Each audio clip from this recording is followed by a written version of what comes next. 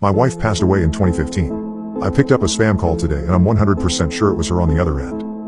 Hello, is this Mr. Henderson? There was no real reason for me to pick up the phone. The spam app on my cell called out the mystery number right away. But, hell, I thought. Fuck it. There was no one else left in life for me to talk to. I even got so sad I started to talk to hookers in my free time. Even a debt collector sounded good at the moment. My wife was murdered in 2015. There really isn't an easy way to say that other than getting it out of the way early. It was a random robbery gone wrong. One rainy night, some sick tweaking fuck snuck into our house and shot her. The suspect was caught 2 days later and sentenced to life in prison. He still sits there today. I have worked in web development ever since. The job is remote, and the field caters to my hermit-like behavior out here in the woods of northern New Jersey. The lack of drug testing is really just an added benefit. I was perfectly free to fuck up the remainder of my own life. I don't have any friends anymore. Not really. Sometimes. I guess it is easy to look for companionship in all the wrong places. Senior or junior? I replied to the lady with a sigh before settling into the armchair in my office with a bottle of wine. It was raining that night.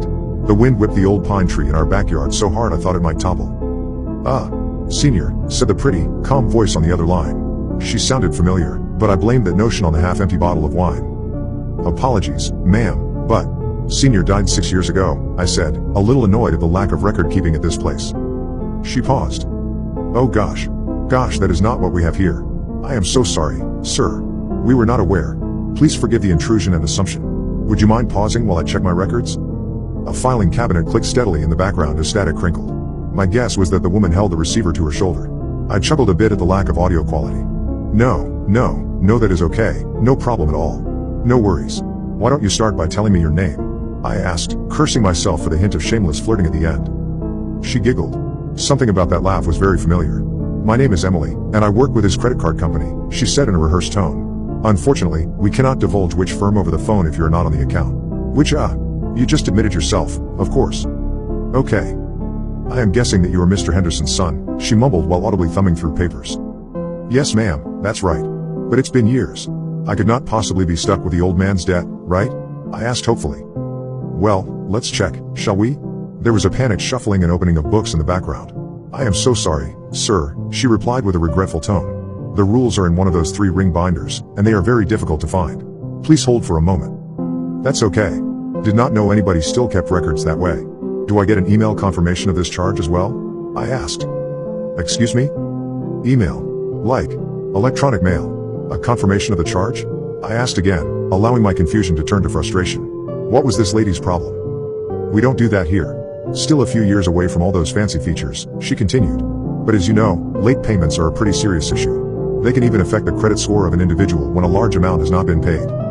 Okay, of course, I said, genuinely starting to grow worried and a bit flustered. What can I do? Is there a Mrs. Henderson in the household? She asked quietly. Mrs. Henderson died in '06. What year did you say? Oh my gosh. That is so horrible. I really am batting 1,000 today. I gasped. That was it. That phrase. I don't know if it was the way she said it, or the fact that simply not that many people use that exact language. But as soon as she did, something clicked in my memory. My wife worked for a credit card company before we met. Her name was also Emily. The voice sounded like hers, but it was younger, more hopeful than I remembered. What is your last name? I asked. The line was silent. Look, I know that's a weird question. But please, I think we know each other. I can't give that information out. She started. Okay. Did you go to Jefferson Memorial High School? Yes, she said, astonished. How did you know that? It was impossible. Emily was dead.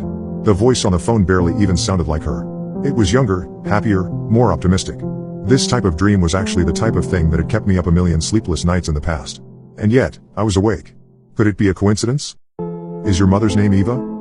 There was silence on the other end of the line. Then her mouse-like reply confirmed my suspicions. Who is this? I took a deep breath. Either I understood what was happening, or I lost my mind. Might as well enjoy the ride. This next question is going to sound strange. What is today's date? I am sorry, sir. What? One moment. She paused and shuffled around some more papers. Today's date is July 9th, 1999. It was impossible. Could it be the storm? The anniversary of her death? Emily, listen to me. Okay, sir, this conversation is getting a little strange. Let's keep it to the payment plan. Listen to me very carefully. One day you are going to meet a man. You are going to love him, Emily. And he will love you more than you ever know. I had to give her something to remember. On your first holiday together, he will buy you one gift for all 12 days of Christmas. Sounds dreamy, she replied with a laugh and a sigh. Are you one of those psychics? I am serious. You will marry this man, Emily. He will buy you the ring you always wanted. The ceremony will be in a beautiful one in your hometown. Your entire family will be there, including Aunt Zelda and your grandma from Tennessee. I like this fortune cookie, she said with dripping sarcasm. But 2 years later, on July 9, 2015, you will be murdered in the home you share together. She shifted the phone nervously. So what do I do? First, I tried to tell her to avoid the house that day.